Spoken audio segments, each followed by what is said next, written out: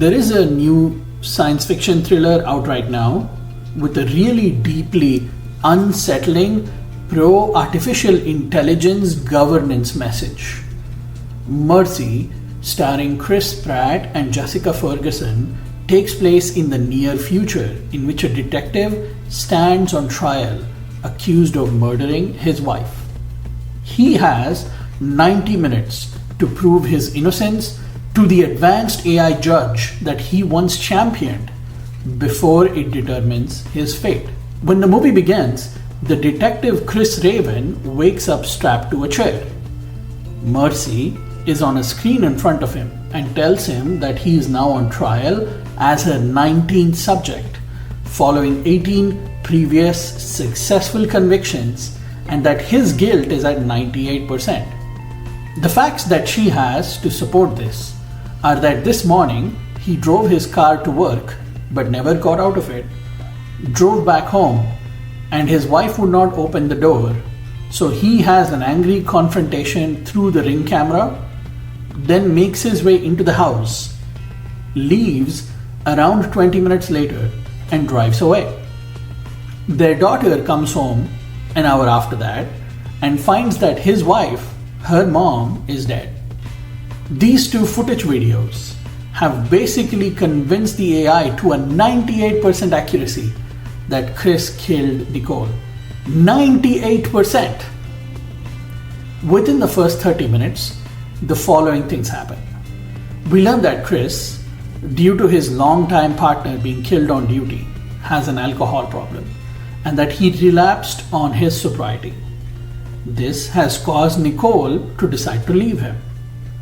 Chris pleads not guilty to her murder and tells Mercy that he actually had fallen out of love with her. He also saw his wife use a secret phone a few times, and after Chris's cop partner gets access to this phone, they connect it to Mercy's learning model and find out that Nicole was actually having an affair, and that with this other man she had shared some details about her troubling work situation.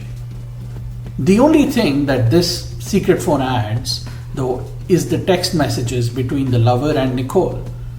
All of the other meta evidence, like footage of them together in hotels and restaurants, and all other personal and work-related data of Nicole, was always readily available to Mercy. When they confront Nicole's lover, he confesses to the adultery and shares that she was dealing with some shady stuff happening at her manufacturing business and was planning to confront some people over stolen chemicals. Then the shift of blame and the focus of the movie pretty much moves away from Chris, and the guilt percentage no longer is a factor.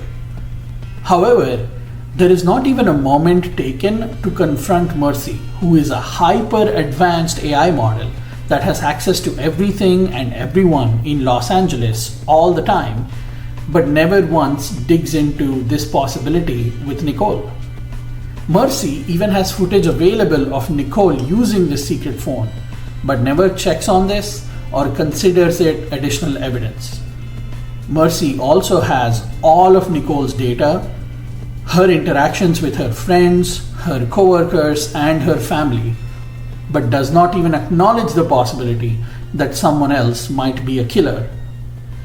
In fact, Mercy's AI is so convoluted that she tells Chris she does not understand human emotion, she does not understand human metaphors like what a hunch is, but she somehow knows that just an angry argument on a Ring camera between a husband and a wife is enough passion within the husband to murder her.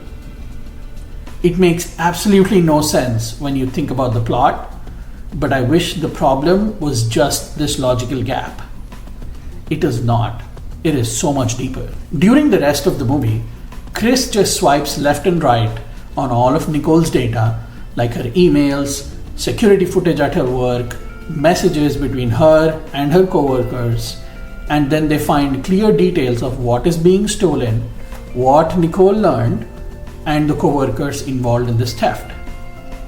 There is also footage of Nicole and these coworkers in tense confrontations. So Mercy and Chris then team up and they learn which co-worker is the actual killer, they trap him and they arrest him. To dilute an already deviated plot, they add this wrinkle that her killer was actually mad at Chris for championing Mercy because Mercy had wrongly convicted their first subject for murder, and this person was the killer's brother. When Chris asks Mercy to pull up the security footage of the cop on the night she arrested the first subject, Mercy pulls it up right away. And we can see that a cop set up by the Justice Department to deliver a slam dunk case for Mercy was actually the person who had committed this murder and buried the evidence so they can grab this helpless victim and blame them for that crime. The movie ends with Mercy claiming confusion and innocence, and Chris saying that AI and humanity are just doing their best and that we should keep championing their learning and growth. The real problem is that through the 90-minute runtime, Chris never for even a second gets angry at Mercy for slapping this near 100% guilty verdict on him without doing the bare minimum checks that he was able to do in just under 90 minutes. As a champion of justice, it never bothers him that she is going to be the judge, jury, and execution for the entire city of Los Angeles. But she only uses the absolute surface level facts to declare a guilty verdict. In great movies and TV, the standout moments are when protagonists call out authority when they abuse their powers and then stand up for what's right, even knowing that they might be ultimately helpless.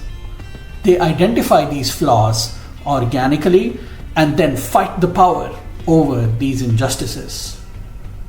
However, even as you are sitting there as an audience member from a real world where jobs are being replaced with AI, art is being taken over by AI, and AI is even entering our governing institutions, Chris Raven never gives you that moment you're yearning for, where he calls out Mercy's bullshit, terrible AI governance model, and tells her how dangerous she is at this. He is in fact such a bad hero that when you reflect on the movie, you actually see that he forms a strange friendship with Mercy and in the end justifies her flaws and her not looking into these facts, and even suggests that AI governance should be okay with humans in the spirit of learning. Learning! Mercy is not a Gemini model drawing a photo of me and my dog as Batman and Robin. She is the sole justice system for an entire city. The deeper horror is when you realize that Chris is Mercy's 19th defendant and all the 18 people before were killed in this chair. We know that the first person's conviction was wrong, something she could have learned herself if she had suspicion and reasonable doubt written into her learning model and had done her basic checks. But who knows what happened to the other 17? What if they all had strong evidence like this but died because they did not have access to friends like Chris does, who will go to lengths to find specific devices or evidence outside of what Mercy has available? It's shocking that something so dumb was handed the keys of justice, but nobody ever calls this out or pauses to have a discussion on this. But that is still not the worst message in this movie. The worst message in Mercy is that all of this is actually intentional. From the creator and the cast and the crew behind the movie and the studio that made it, Amazon. They want the director of Amazon's War of the Worlds, which was just a giant Amazon commercial, and stars like Chris Pratt to try to convince us that AI governance is imminent and that even with deep flaws like this, we have to work hard with them to help them understand what humanity is, but then also let AI rule over us and govern us and wait patiently while AI learns and grows. AI for convenience is great. I use it, you use it, we all are involved in it in some way. But when creators make art in today's AI heavy world about an AI governing over us and establish this premise that this AI will replace judges and juries with decades of experience and knowledge, but somehow won't even hesitate to claim a guilty verdict with surface level information and without even so much as a second thought, the creators should know that they have a responsibility with the messages they send.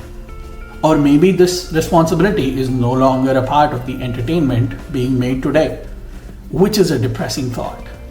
Maybe we won't get Captain Picard fighting Q, or Rambo fighting a bad system, or Luke Skywalker fighting the Empire.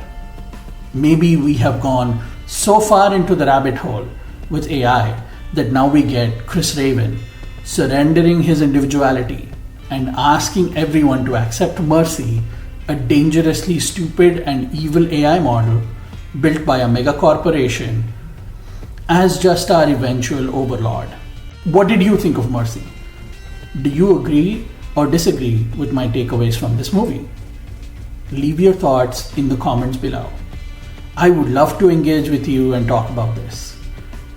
Like, share, and subscribe to my channel for more movie and TV show discussions.